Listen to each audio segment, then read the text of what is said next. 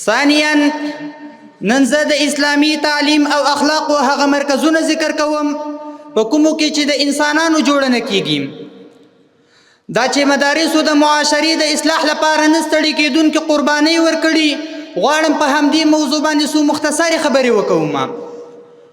محترمو مسلمانانو، مدرسه یوه دینی تعلیمي او اخلاقي اداره ده چې د اسلامي ټولنې د اصلاح تعلیم او تربیې بنسټ جوړوي.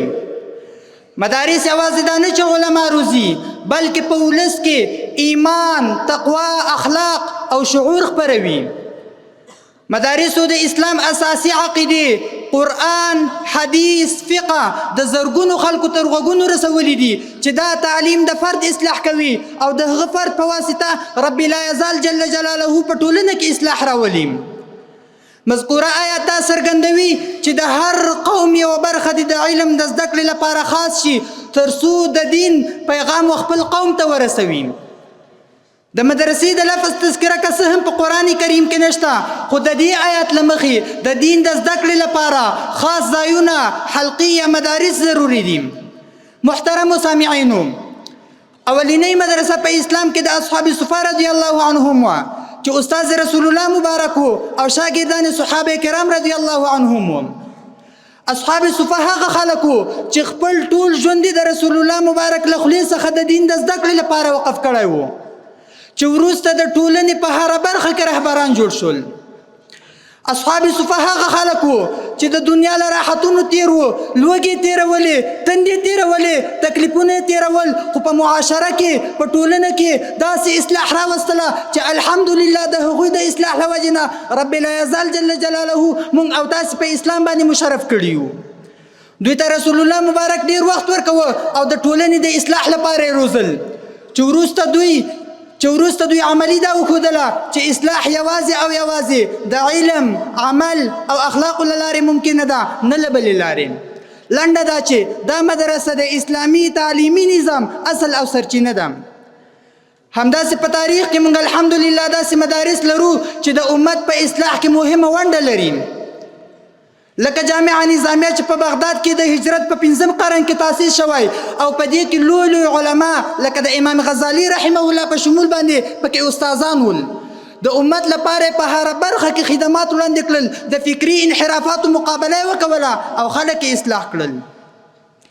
بله مدرسه جامعة الازهر چې په مصر کې د هجرت په 4م قرن کې تاسیس شوی، چې دا د اسلامي نړۍ له زړو ژوندیو مراکزو څخه ده او تر زرو کلو راهیسې فعاله ده، چې تر نن ورځې پورې مختلفو ملتونو ته فکري رهبري ورکوي. بل د دین لوی مرکز دارالعلوم دیوبند چې دا د استعمار پر ضد د فکري او عملي جهاد مرکز ده. دارالعلوم دیوبند زرګونه علما روزلي دي چې الحمدلله تر نن ورځې پورې په امت کې د فتنو پیدا کېدو د مخنیوي لپاره داسې ولاړ دي لکه غرونه. دارالعلوم دیوبند خلکو ته د ژوند د هر اړخ لارښوونې کړي دي چې له دې امله د عامو مسلمانانو عقاید، عبادات او معاملات اصلاح شوي دي.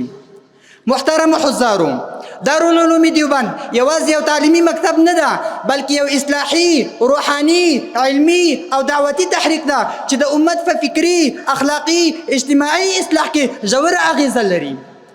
همداسې زموږ په ګران افغانستان کې مدارس و ټولنې ته داسې اشخاص وړاندې کړل چې د ټولنې په هر ډګر کې رهبري کولی شي او لا هم د دغو دیني مراکزو دا خدمات روان دي. د نمونې په شکل د دارالعلوم عالی هرات، نور المدارس د غزني او د همدې جامعې یعنې جامعه ریاض العلوم کابل او داسې نورو مدارسو یادونه کولی شو. خو ای د امت ځوانانو، ای د ریاض العلوم د بڼګلانو، موږ او تاسو ته دا پکار ده چې خپل ځانونه د علم په هر فن کې ورسوو تر څو پورې خپل ولس ته د آرام ساه راوړو. خو رب لا یزال دې زموږ د استادانو، علما کرامو، عمراو دا خدمتونه په خپل عالی دربار کې قبول او مقبول کړي او رب لا یزال دې په هر ډګر کې ورسره مرسته وکوي. اللهم اجعلنا من اهل العلم والعمل ووفقنا لخدمة دينك الكريم. رب اغفر وارحم وانت خير الراحمين.